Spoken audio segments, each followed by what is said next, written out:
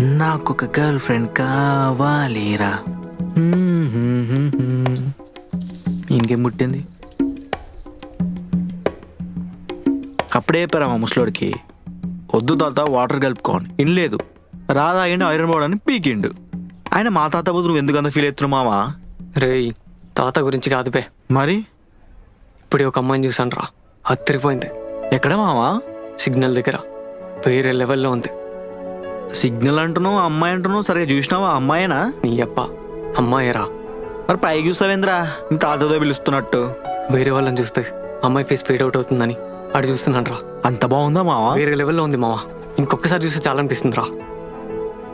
Light లేరా, రాసి పెట్టుంటే తనే మళ్ళీ కనిపిస్తుందిలే. ఈ రాసి పెట్టుండి వచ్చే కాన్సెప్ట్ని నేను అస్సలు యాక్సెప్ట్ చేయను రా.